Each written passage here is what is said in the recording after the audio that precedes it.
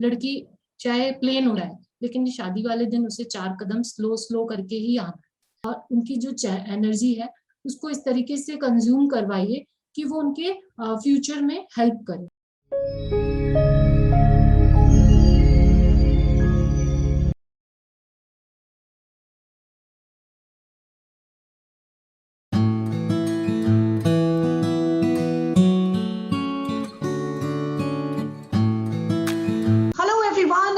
Seema Choria, and I bring to you another exciting episode on Great Principles.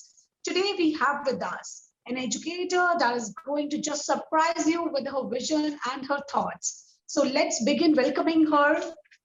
You know, guys, everyone knows that being a teacher is not an easy task. It takes a big heart to shape little minds. You need to have a long patience level to survive each teaching day.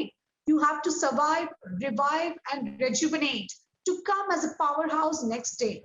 A few educators live this life happily because they value learning and love young, impressionable minds who are like sponge, waiting to absorb love and knowledge offered to them. Our guest today hails from the Pink City, Jaipur, and has an inspirational background in education. Join me in conversation with Ms. Bhavana Chaudhary, Principal, Sign International School, Jaipur. Welcome to Great Principles, ma'am. It's an honor to have you here. Thank you so much, ma'am. Thank you so much for providing this platform for us, for sharing our views and our what we want with our parents and in education system. Thank you, ma'am. Thank you, ma'am. So, ma'am, beginning with first, we would like to know about your journey. And to all my viewers, we are going to keep this conversation more of in Hindi so that we can reach out to masses. So, ma'am, हम पहले आपसे जानना चाहेंगे कि आपका जो education career है वो 19 years पहले शुरू हुआ था और तब लड़कियों का एजुकेशन उस समय में I don't know whether it is and I think ये आज भी बहुत सारे इंडिया के पार्ट्स में आज भी ये एप्लीकेबल है, प्रिवेल करता है, जहाँ पे गर्ल्स की एजुकेशन को वो प्रायोरिटी नहीं दी जाती है, उनके करियर की कोई प्रायोरिटी नहीं होती है। तो आपके कुछ ऐसे एक्सपीरियंस रहे हैं जहाँ पे लड़कियों के लिए पढ़ाई वाज अ बिग डील। सो आपसे जानना चाहेंगे कि कैसे आपकी लाइफ रही है, आपने कैसे पोस्ट मैरिज आपने पढ़ाई की and then you started your career as an educationist. Please take us to your early life. Ma'am देखिए, कोई भी नेशन ये नहीं चाहता कि प्लेटफॉर्म प्रोवाइड, वो चाहते हैं कि उनके जो नेशन के जो सिटीजन है वो उनको अच्छा प्लेटफॉर्म प्रोवाइड किया जाए और वो आगे जाए ताकि उनके नेशन का नाम हो। तो हम ये तो नहीं कह सकते कि इंडिया में गर्ल्स को प्लेटफॉर्म ही प्रोवाइड नहीं होता, बिकॉज अगर हम बात करें फीमेल्स की इंडिया में तो रानी लक्ष्मीबाई, सरोजनी नायडू, कल्पना चावला इस इंडिया से ही है। अगर ऐसा होता तो ये लोग भी वहां नहीं पहुंच पाते जहां वो पहुंचे। प्रॉब्लम क्या है कि प्रॉब्लम नेशन, कोई भी नेशन कम्युनिटी से बनता है और सोसाइटी बनती है बहुत सारी कम्युनिटीज से। तो जो सोसाइटी का प्रॉब्लम ये है कि उनकी सोच, जैसा वो देखते हैं वैसा वो सोचते हैं। गीता में भी भगवान कृष्ण ने कहा है, यथा दृष्टि तथा सृष्टि, जैसा आप देखोगे वैसा आप क्रिएट करोगे, जैसा आप सोचोगे वो ही आप बनाओगे। तो अगर मैं मेरे पास्ट की बात करूं तो मेरे फादर एक बिजनेसमैन थे। वो एक ऐसी सोसाइटी में थे जहां वो मार्केट में जाते थे तो वहां देखते थे कि फीमेल्स को किस तरीके से ट्रीट किया जाता है, किस तरीके से उनको मतलब रियलाइज कराया जाता है कि वो मतलब कुछ कर नहीं सकते, या वो मार्केट में उनको मजाक बनाया जाता है। तो वो चीज वो नहीं चाहते थे कि वो उनके साथ हो। मुझे कोई रिग्रेट नहीं है कि मेरे पेरेंट्स ने मेरे साथ ऐसा किया, मेरी जल्दी शादी कर दी या क्या। उन्होंने मुझे उनके हिसाब से बेस्ट लाइफ दी और मेरे लिए जितना वो बेस्ट कर सकते थे उन्होंने किया। तो लेकिन उन्होंने एजुकेशन की इम्पोर्टेंस नहीं समझी। उन्होंने मुझे एक परफेक्ट लाइफस्टाइल दिया, जो एक हर लड़की चाहती है कि मैं बहुत अच्छा लाइफस्टाइल मेंटेन करूं, वो उन्होंने मुझे दिया। लेकिन एजुकेशन की इम्पोर्टेंस ना उनके लिए थी उस टाइम और ना उन्होंने मुझे दी। तो मेरे लिए भी उस टाइम पढ़ाई की कोई वैल्यू नहीं थी।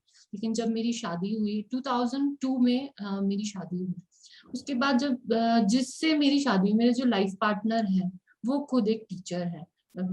वैसे वो इंजीनियर हैं बट बाय प्रोफेशन वो लेक्चरर हैं, जो नीट और आईआईटी वाले स्टूडेंट्स को पढ़ाते हैं। जब मैं उनको पढ़ाते हुए देखती थी तो मुझे भी लगता था कि मुझे मेरी लाइफ में कुछ करना है, बिकॉज मैं सिर्फ इसलिए पैदा नहीं हुई कि मैं ये घर संभालूं या मेरी सोसाइटी को डील करने के लिए मैं अपनी ड्रीम्स को या मेरी जो विशेष है उसको दबाऊं। हमारी सोसाइटी का प्रॉब्लम ये है, लड़की चाहे प्लेन उड़ाए लेकिन शादी वाले दिन उसे 4 कदम स्लो करके ही आना है। तो this is not a right thing. तो मुझे लगा कि नहीं, मैं इस तरीके से नहीं अपनी लाइफ स्पेंड करना चाहती, मुझे कुछ करना है। मैं इसलिए, मेरा वर्क नहीं हुआ है कि मैं अपनी लाइफ पूरी सिर्फ एक फैमिली, हस्बैंड और बच्चे के लिए दे दूं। मेरी आइडेंटिटी क्या है?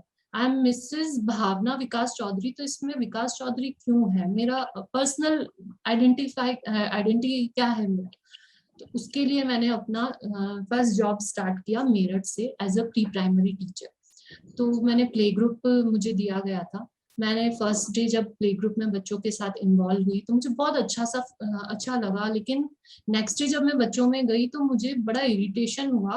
मुझे लगा कि कल तो हम बहुत अच्छे से एंजॉय कर रहे थे, आज वो चीज इतनी मेरे को सफर क्यों करनी पड़ रही है? बिकॉज मैंने देखा कि जो मैं कल बच्चों को सिखाना चाह रही थी वो तो उन्होंने कल ही सीख लिया। आज उनके लिए मुझे देने के लिए कुछ नया लाना पड़ेगा। बिकॉज छोटे बच्चे हैं, उनका लर्निंग कैपेसिटी हम लोगों से बहुत ज्यादा है, वो बहुत जल्दी बोर हो जाते हैं। उनको मुझे जो मैं उनको सिखाना चाह रही हूँ वो तो वो बहुत जल्दी ग्रैब कर रहे हैं। लाइक मैंने बड़े स्टूडेंट्स को या अपने ब्रदर सिस्टर्स को देखा कि लाइक उनको जब मैं पढ़ाने बैठती हूँ तो मुझे कोई भी चैप्टर कराने के लिए उनको 1 वीक चाहिए। लेकिन छोटे बच्चों के साथ ऐसा नहीं होता।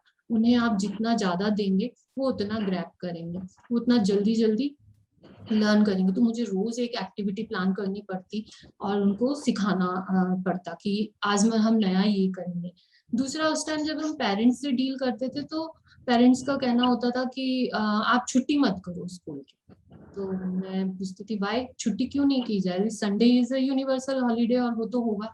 मैम बच्चे ना घर पे परेशान करते हैं। एक्चुअली बच्चे घर पे परेशान नहीं करते हैं, वो आपका अटेंशन चाहते हैं, उन्हें आपका टाइम चाहिए। और फीमेल चाहे वर्किंग हो चाहे हाउस होल्डिंग हो, उनके पास कहीं ना कहीं वो अपने जो रिस्पॉन्सिबिलिटीज है उनमें इतना फ्रस्ट्रेट हो जाते हैं कि वो अपने बच्चों को टाइम नहीं दे पाते प्रॉपरली। जब वो टाइम नहीं देंगे तो बच्चा तो अटेंशन पाने के लिए उनको डिस्टर्ब करेगा, वो कुछ ना कुछ ऐसा करेगा जिससे आप उनको टाइम दें। तो इसलिए उस टाइम मुझे रियलाइज हुआ कि अर्ली चाइल्डहुड जो एजुकेशन है वो बहुत ज्यादा जरूरी है। उस टाइम हम बच्चों को वो सब सिखा सकते हैं जो हम बड़े बच्चों को नहीं सिखा सकते। इसलिए मैंने इस चीज को अपना बेस बनाया, इसको अपना जो भी इस फील्ड में जैसे भी मैं आगे बढ़ी, फिर मुझे लगा कि मतलब इस चीज को मुझे आगे ले जाना चाहिए और इसमें मुझे वर्क करना चाहिए। तो कहीं ना कहीं मेरी जो एजुकेशन लैकिंग थी वो मेरे आड़े आ रही थी। तो मैंने 2011 में ग्रेजुएशन करने का सोचा। उस टाइम मेरा खुद का बेटा 3 ईयर का था। Then I started BCom and I done my BCom in 2013. उसके बाद मैंने MCom कंप्लीट किया, B.Ed कंप्लीट किया और अभी मैं MA एजुकेशन कर रही हूँ बिकॉज उसमें साइकोलॉजी एक टॉपिक है जो मैं पढ़ना चाहती हूँ, जिससे मुझे और ज्यादा हेल्प मिले बच्चों की साइकोलॉजी समझने में। कि बच्चे मतलब हम लोग कई बार बच्चों के जो एक्शन रिएक्शन होते हैं उन्हें समझ नहीं पाते हैं कि वो क्या कहना चाह रहे हैं, उनका जो रिएक्शन है वो क्यों है।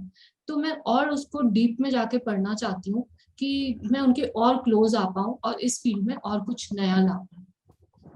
तो सारे पेरेंट्स आप कितना भी अच्छा कुछ भी कर दीजिए अपने बच्चों के लिए, अपनी लड़कियों के लिए, आप जो सबसे बेटर कर सकते हैं वो है उन्हें पढ़ा सकते हैं, उससे बड़ा कुछ नहीं है। तो ये सोसाइटी का जो थॉट है ये चेंज होने की बहुत ज्यादा जरूरत है।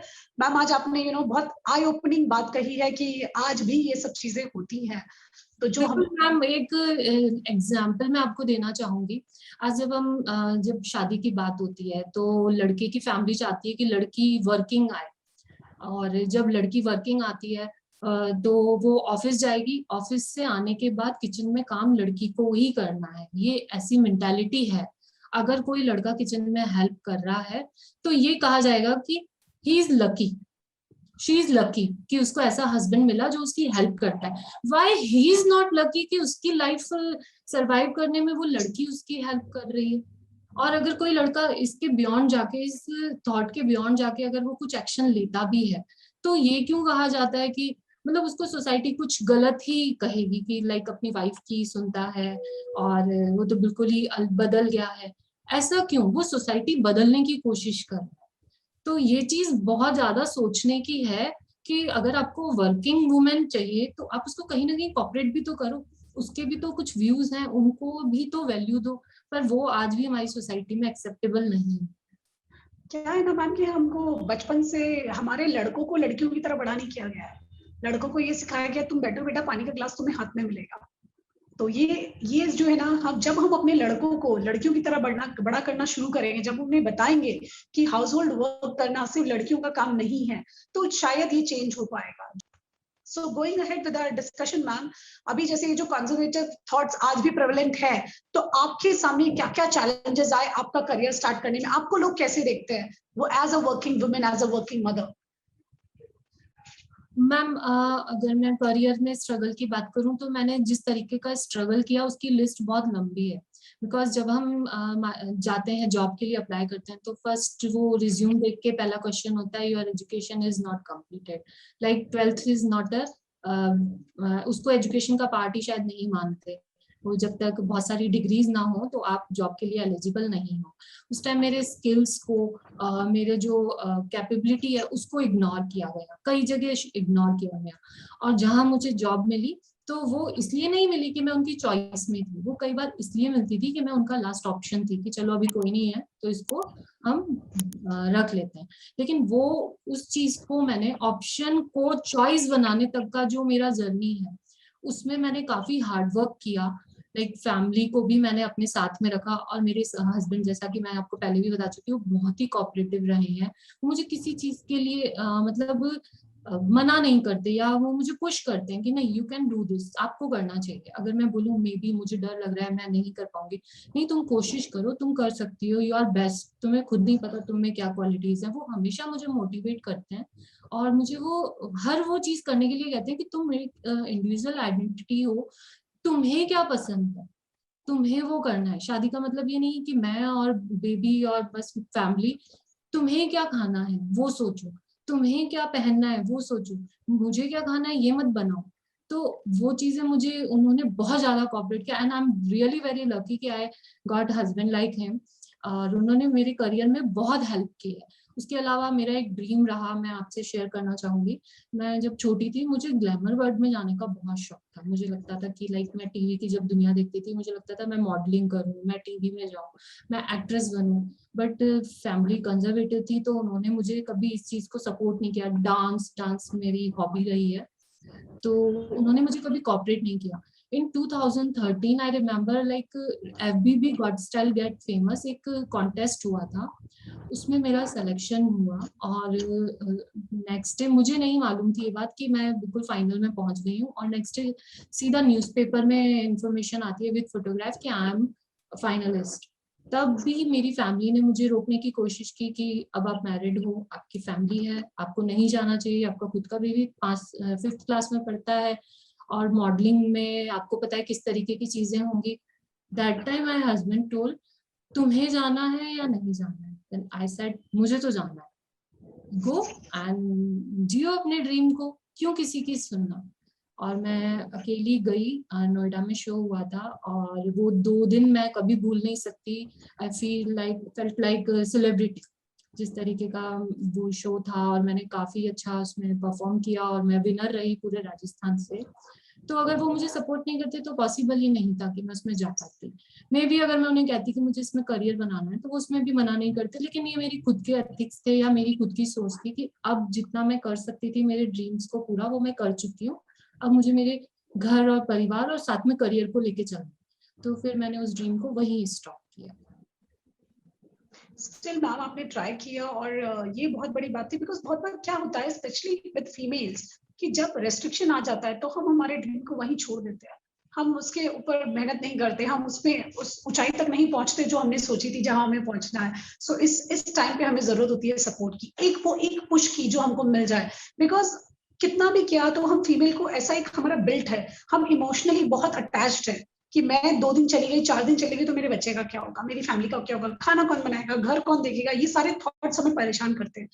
तो ये सारे थॉट्स को छोड़कर आगे बढ़ना बहुत डिफिकल्ट होता है। And yes it is only possible when you have a support from your family and ma'am has been lucky. So to all my viewers, support your daughter-in-laws, give them that wings to fly, they have the skills, just identify it, help them to grow. Going ahead, हमारे questions में ma'am हमारा अगला question है कि किस तरीके की learning methodology हमने अडॉप्ट करनी चाहिए स्कूल्स में जो कि ओवरऑल ग्रोथ के लिए बेनिफिशियल हो। क्योंकि अभी जैसे क्राइटेरिया चेंज हो गया है, अब लोग आपकी मार्कशीट देख के नहीं डिसाइड करते कि आप कितने टैलेंटेड हो, अब आपकी स्किल्स के बारे में बात होती है। अभी जैसे स्पेशली कोविड में ये बात बहुत ज्यादा रियलाइज हुई है कि भाई कुछ एक स्किल होने से कुछ नहीं होने वाला है। हमारा अगर बाहर की दुनिया बंद है तो हम तो बैठ गए घर पे, अब हमारा तो जॉब ही चला गया, तो हमें मल्टीपल स्किल्स आने चाहिए। सो आपके हिसाब से वो लर्निंग मेथोडोलॉजी क्या होनी चाहिए जिससे बच्चे को ओवरऑल ग्रोथ मिले? बिल्कुल मैम, एक्चुअली प्रॉब्लम ये है कि हम लोग सोचते हैं कि जब बच्चा 4 साल का हुआ, उसको हमने स्कूल भेजा और उसने बुक हाथ में उठा ली, दैट मीन्स उसकी एजुकेशन स्टार्ट हो गई। बुक उठाना, बुक रीड करना, अच्छे मार्क्स लाना, ये एजुकेशन नहीं है। एजुकेशन स्टार्ट हो जाती है जब से बच्चा कंसीव होता है, तब से उसकी एजुकेशन, तब से उसकी ग्रोथ हम स्टार्ट कर सकते हैं। बिकॉज एक बच्चा जब पैदा होता है तो उसको कैसे पता होता है कि वो एक जो उसके बार बार टच में आ रही है वो लेडी उसकी मदर है। बिकॉज बहुत सारे लोग, उसकी दादी, नानी, बुआ, सब टच में आते हैं, पर वो अपनी मदर को कैसे पहचानता है? बिकॉज उसके सेंस डेवलप हो चुके होते हैं जब उसकी मदर उसको कंसीव करती है, तो उनकी ग्रोथ वहीं से शुरू हो जाती है। इसका एक एग्जाम्पल मैम माइथोलॉजी में भी हमें देखने को मिलता है। लाइक अभिमन्यु ने जब कृष्ण उसको बता रहे थे कि चक्रव्यूह में कैसे जाना है, अपनी सिस्टर को कि चक्रव्यूह में कैसे जाना है, तब वो जग रही थी उनकी मदर अभिमन्यु की, और उन्होंने सारा सुना, और उनकी पूरी लाइफ में उस चक्रव्यूह का कहीं नाम नहीं आया। लेकिन जब वो युद्ध के मैदान में खड़े थे तो उन्होंने चक्रव्यूह में जाने का रास्ता बताया, लेकिन बाहर आने का रास्ता उन्हें नहीं पता था, क्योंकि जब कृष्ण जी अपनी सिस्टर को बाहर आने का रास्ता बता रहे थे तब वो सो गई थी। जब वो सो गई तो उन्होंने सुना नहीं, जो उन्होंने नहीं सुना वो सीख नहीं पाए। तो तब से ग्रोथ ओवरऑल स्टार्ट हो जाती है। लेकिन तब कई पेरेंट्स के लिए इजी होता है, लाइक हम अच्छी बुक्स पढ़ के बच्चों की उस टाइम ग्रोथ करें। लेकिन अगर बच्चों की हम वैसे स्कूलिंग को लेकर अगर हम बात करें तो वो प्ले ग्रुप से 2.5 ईयर से उनकी स्टार्टिंग हो जाती है, जिसे हम अर्ली चाइल्डहुड एज कहते हैं। उसमें मैम बहुत सारी चीजें हम बच्चों को सिखा सकते हैं। जैसा मैंने आपको पहले भी बताया कि उनकी लर्निंग कैपेसिटी, उनकी ग्रैब करने की कैपेसिटी हम लोगों से बहुत ज्यादा होती है। तो हमें उनको एक लाइक राइट डायरेक्शन देनी चाहिए, जिसमें ओवरऑल पर्सनालिटी डेवलपमेंट उनका करना चाहिए। सिर्फ ABCD और 1 to 100 is not a education. Education का मीनिंग सिर्फ ये ही नहीं है, उसमें ओवरऑल पर्सनालिटी डेवलपमेंट, मॉरल जो डेवलपमेंट है वो भी होना चाहिए। लाइक अगर हम बात करें IQ लेवल की, तो IQ लेवल 20% रिक्वायरमेंट है हमारी लाइफ की, EQ लेवल 80% रिक्वायरमेंट है। तो जो ये EQ लेवल है ये हमारी सोसाइटी में से अभी गायब है, जो कि हम बच्चों में डाल सकते हैं अर्ली चाइल्डहुड से। तो मेरा जो मोटिव होता है वो इमोशनली हम उनको डेवलप करें, उनमें सही डिसीजन पावर होनी चाहिए कि क्या सही है क्या गलत। आज हमारी सोसाइटी बहुत सारी प्रॉब्लम्स को फेस कर रही है, जेंडर सेंसिटिविटी, लाइक सुसाइड्स इतने सारे हो रहे हैं। आप किसी भी बड़े जो भी रिच पर्सनालिटीज हैं या जिनका IQ लेवल बहुत अच्छा है, उन्होंने नाम तो बहुत अच्छा गेन कर लिया, उन्होंने अपने फील्ड में मास्टरी ले ली, पर वो इमोशनली इतने वीक हैं कि वो अपने इमोशंस को समझ ही नहीं पाए, वो अपने इमोशंस को एक्सप्रेस ही नहीं कर पाते। तो एक्सप्रेस नहीं कर पाते इसलिए वो सुसाइड की तरफ जाते हैं। तो ये भी एक पॉइंट है कि ये सुसाइड रेट इंडिया में दिनों दिन बढ़ता ही जा रहा है। तो इसके लिए हमें बचपन से ही बच्चों में इमोशनली और मॉरली भी जो डेवलपमेंट है वो करना चाहिए। तो यही मैं अपने जो जहाँ मैं अभी वर्किंग हूँ यही एम लेके चलती हूँ।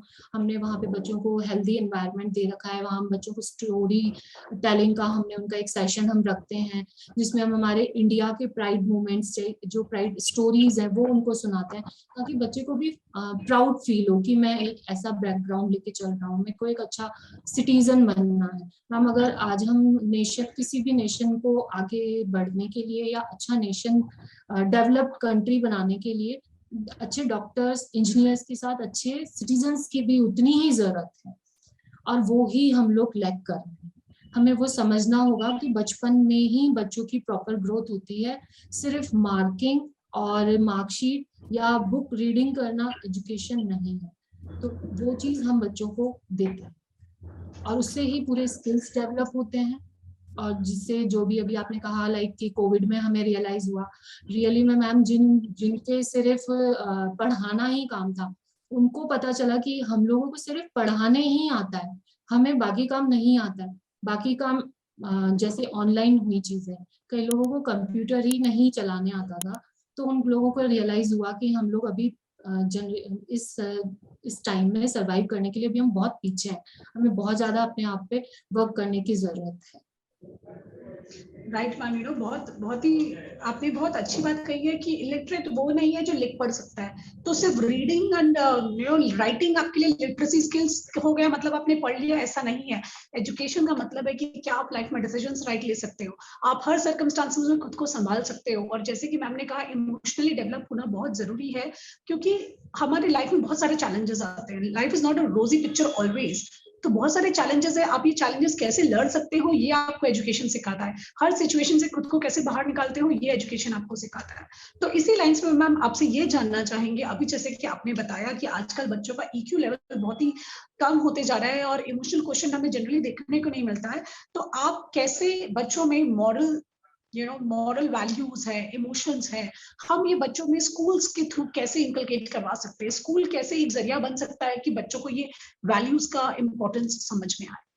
मैम इसके लिए हम लोग ना बहुत सारी एक्टिविटीज प्लान करते हैं, लाइक वीक में हम उन्हें जो उनके डेली इमोशंस होते हैं, कि उसे गुस्सा आ रहा है तो हम उससे उस गुस्से के बारे में बात करते हैं कि आपको गुस्सा क्यों आ रहा है, आपको क्या गलत लगा, आप क्या फील कर रहे हो। जब वो बच्चा हमें प्रॉपर बता पाता है, एक्सप्रेस कर पाता है, अपनी फीलिंग एक्सप्रेस कर पाता है, गुस्सा आना और डिसअपॉइंटमेंट दो अलग अलग किस्म के इमोशंस हैं, लेकिन बच्चों को यही नहीं पता होता कि वो गुस्सा है या उन्हें डिसअपॉइंटमेंट है, तो हम उनसे उनके जो इमोशंस हैं उनके बारे में बात करते हैं। अगर वो खुश हैं तो वो क्यों खुश हैं, और लाइक अगर हम मॉरल वैल्यूज की बात करें तो छोटी छोटी एक्टिविटीज हम इस तरीके से प्लान करते हैं, किसी दिन हम लंच शेयर करवाते हैं कि आप अपना लंच शेयर करो, sharing is a good habit. तो जब आप कुछ किसी को देते हो तो आपको खुशी होती है, आप अच्छा फील करते हो। जब आप किसी से कुछ लेते हो तो आपको ऑब्लाइज होना चाहिए कि किसी ने आपकी हेल्प की। जब तक आप इन इमोशंस को उनको नहीं समझाएंगे तो वो राइट और रॉन्ग का डिसीजन कभी ले ही नहीं पाएंगे।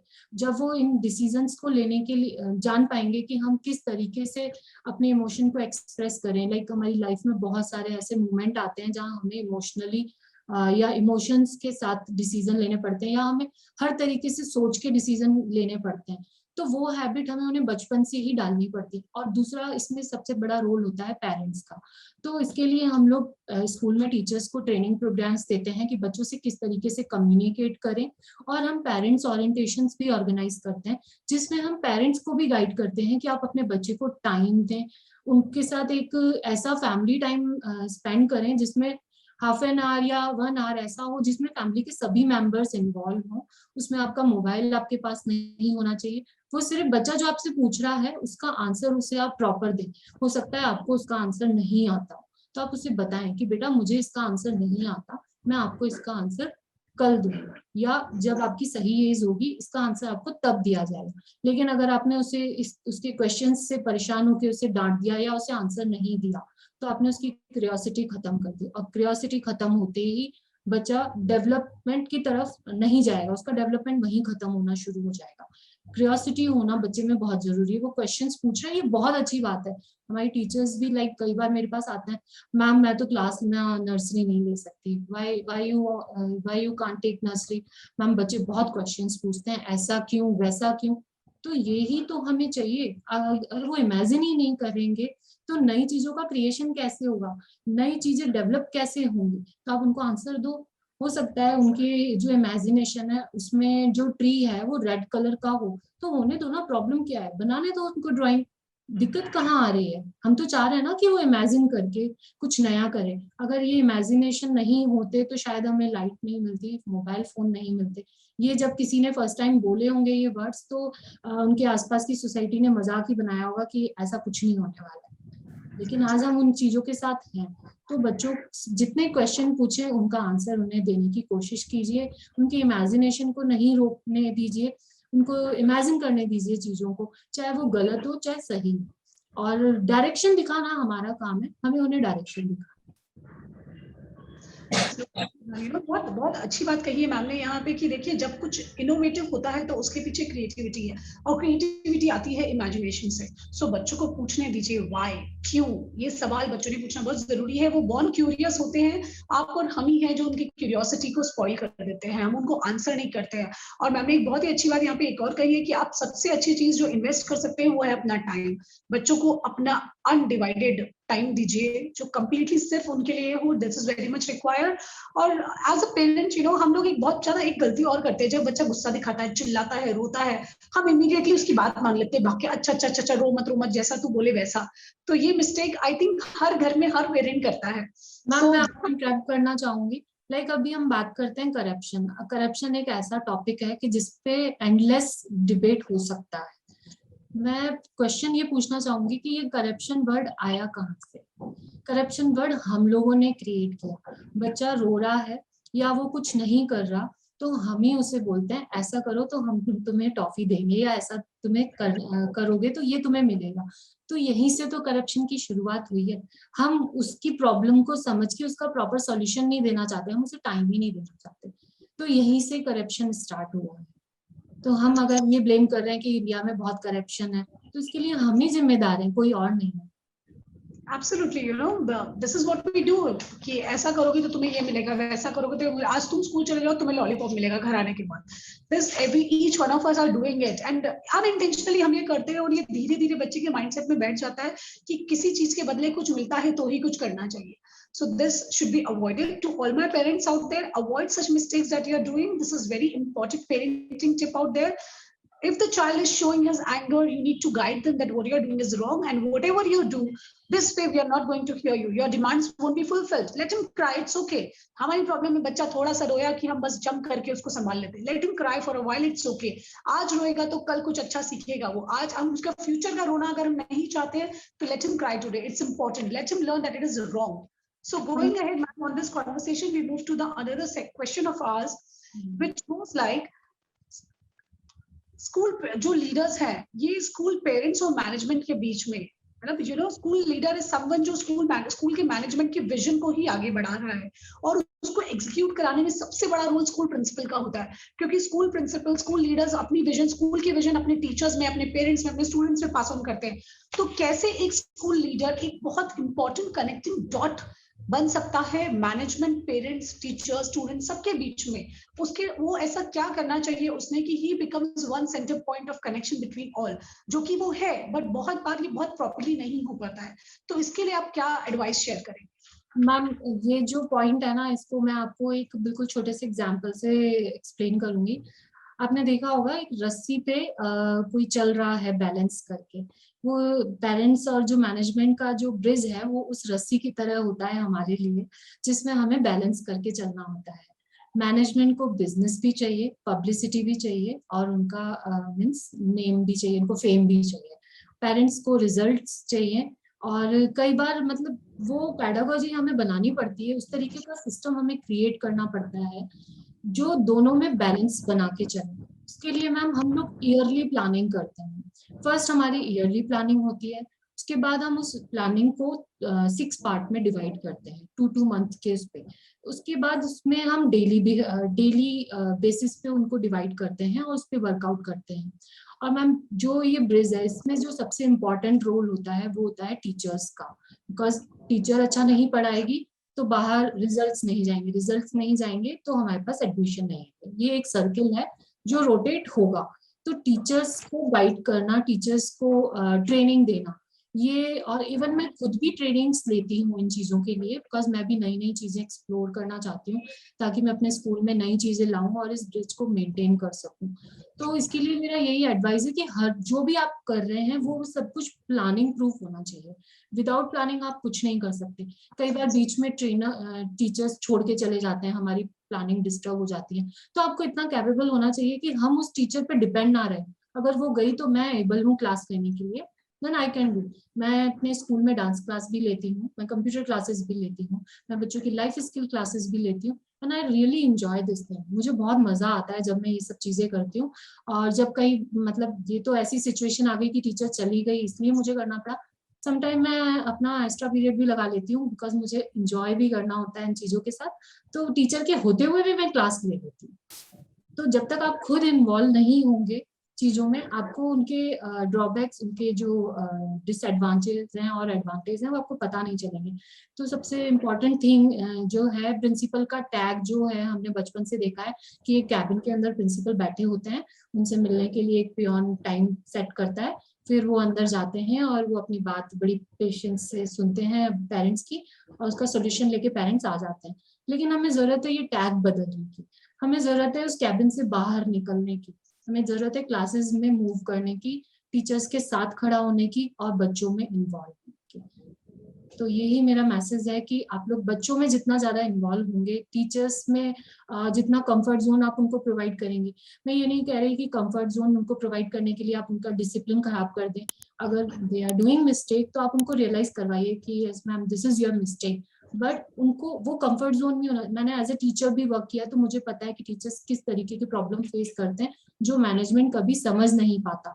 तो मैं उन प्रॉब्लम्स को भी उस तरीके से समझती हूँ। तो टीचर को अगर आप कंफर्ट जोन में दोगे तो वो अपना 110 देंगी, 100 नहीं देंगी, वो उससे ज्यादा देने की कोशिश करेंगी, जिससे आपको बेस्ट रिजल्ट्स मिलेंगे।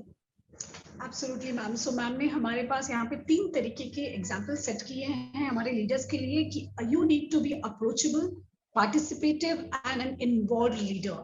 तब आप ये ब्रिज बहुत अच्छे से मेंटेन कर पाओगे। ये ब्रिज हमेशा स्टेबल रहेगा, ये डिगमिगाएगा नहीं, हमेशा एक स्टेबल ब्रिज जैसे रहेगा और आप इसके ऊपर आसानी से चल पाएंगे। ये बैलेंस तभी मेंटेन रहेगा। तो this is the advice from ma'am. On this note हम पहुंचते हैं हमारे बहुत इंटरेस्टिंग सेगमेंट की तरफ, जिसको बोला जाता है rapid fire round. Fun facts यहाँ पे हमें पता चलेंगे। सो मैम, यहाँ पे आपको 1 वर्ड में आंसर करना है, मैक्सिमम 1 सेंटेंस।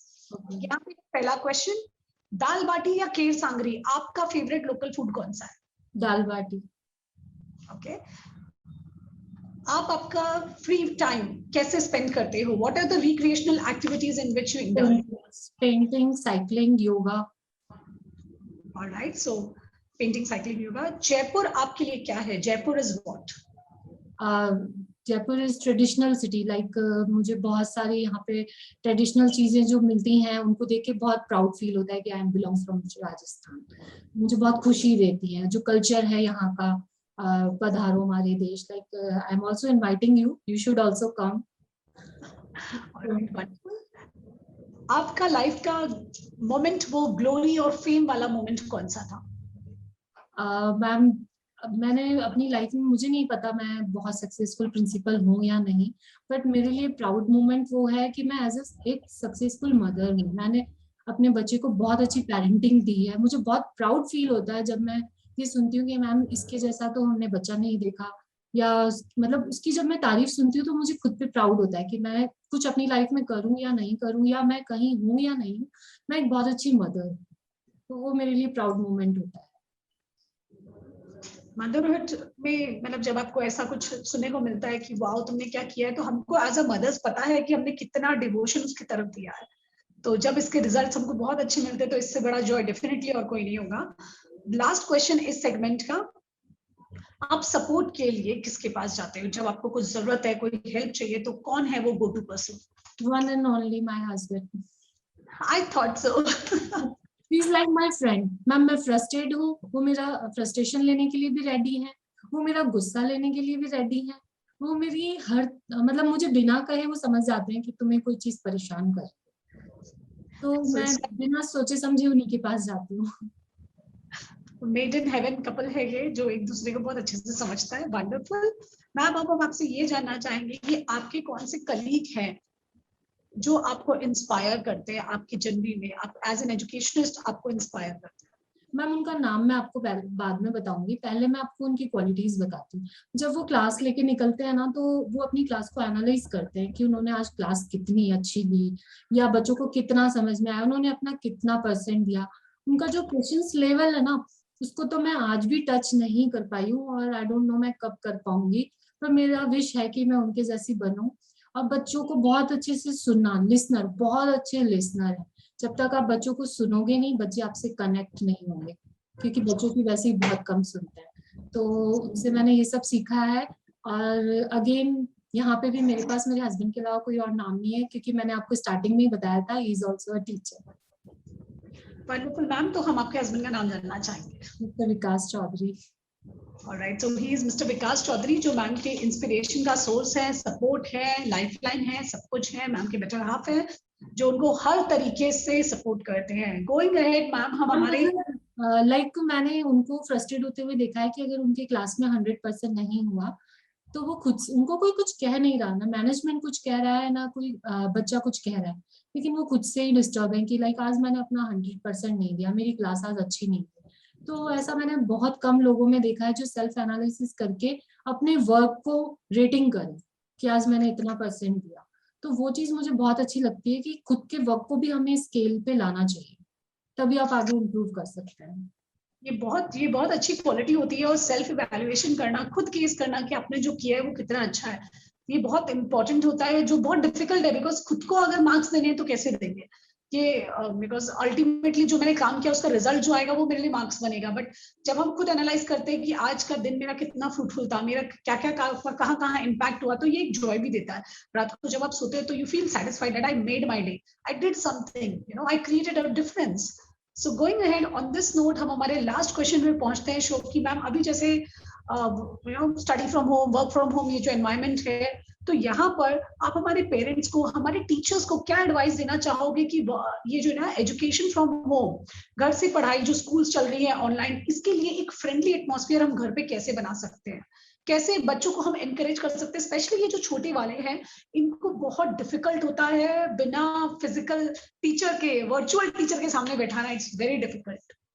मैम, इसके लिए हम पेरेंट्स को सजेस्ट करते हैं कि आप बच्चों के साथ छोटी छोटी एक्टिविटीज उनको दीजिए और उनके साथ इन्वॉल्व हुई, लाइक उनको छोटी छोटी रिस्पॉन्सिबिलिटी दीजिए, प्लांट में पानी देना, उनका आप रूटीन सेट कीजिए। सबसे ज्यादा प्रॉब्लम जो मैं देख रही हूँ कि बच्चों का रूटीन ही प्रॉपर नहीं है, लेट उठना, और मतलब बहुत डिस्टर्बिंग है। पेरेंट्स अपने वर्क के अकॉर्डिंग उनको मोल्ड कर रहे हैं।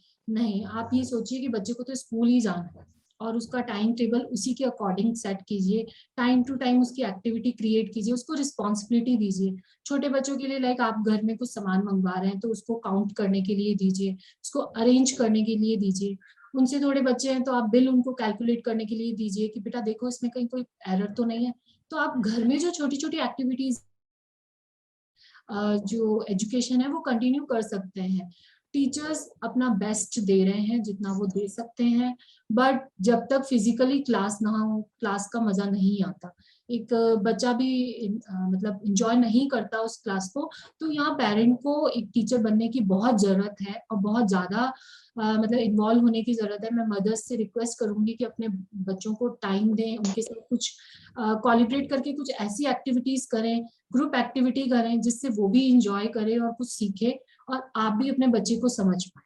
तो ये हम लोग पेरेंट्स से कहते हैं कि आप कुछ एक्टिविटीज प्लान कीजिए, उनका टाइम टेबल शेड्यूल सेट कीजिए, लाइक उनके साथ लंच कीजिए, उनको जो मैनर्स हैं वो सिखाइए, सुबह उठ के पेरेंट्स को ग्रीट करना, ग्रैंड पेरेंट्स को ग्रीट करना। लाइक मैं माइथोलॉजी की बहुत बात करती हूँ, मैं मॉरल वैल्यूज की बहुत बात करती हूँ, तो मैं उनसे कहती हूँ आप उन्हें गायत्री मंत्र सिखाइए, पूजा घर में उनको टाइम स्पेंड करने के लिए कहिए 5 से 10 मिनट। अगर वो इस तरीके से भी मेडिटेशन वगैरह भी करके रेगुलर चल रहे हैं तो मुझे लगता है कि जब वो स्कूल में आएंगे तो वो एक हेल्दी माइंड सेटअप के साथ होंगे। बीच में जब स्कूल स्टार्ट हुए थे तो आई फाउंड कि कई बच्चों के मेंटल लेवल बहुत हिले हुए हैं। जो बच्चे बहुत पोलाइट थे, बहुत ही अच्छे और बहुत कोऑपरेटिव थे, वो बहुत अग्रेसिव हो गए, वो एक्सेप्ट नहीं कर पा रहे हैं दूसरे की सक्सेस, बिकॉज वो उन्होंने उनका बच्चों का जो एनर्जी लेवल होता है वो इतना ज्यादा हाई होता है, उसको चैनलाइज करना बहुत जरूरी है। तो उसको कहीं फालतू जगह वो मोबाइल में या टीवी में चैनलाइज करें बेटर है कि आप उनको घर के कामों में इन्वॉल्व करवाइए और उनकी जो एनर्जी है उसको इस तरीके से कंज्यूम करवाइए कि वो उनके फ्यूचर में हेल्प करे, पॉजिटिव माइंड सेटअप में हेल्प करे। एब्सोल्युटली मैम, यू नो कि एक रूटीन सेट करना बहुत जरूरी है सबके लिए, बच्चों के लिए भी एक रूटीन होना चाहिए जो वो फॉलो करें। एक डिसिप्लिन तभी आता है उनकी लाइफ में जब एक रूटीन होता है, बिना रूटीन के कभी डिसिप्लिन नहीं आ सकता है।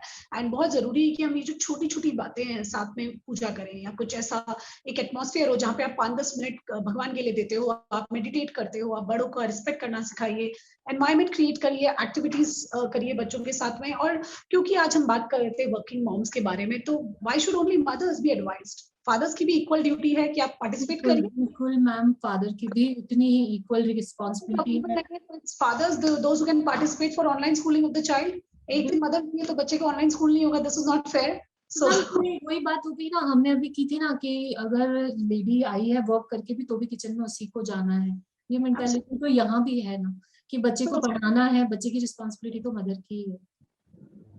Equally part all the mothers out there, parent दो होते हैं, मदर एंड फादर, एक नहीं है तो दूसरा should always shoulder this responsibility of parenting. हमारी कम्युनिटी में पेरेंट्स में फादर का रोल सिर्फ फीस पे करने तक ही होता है।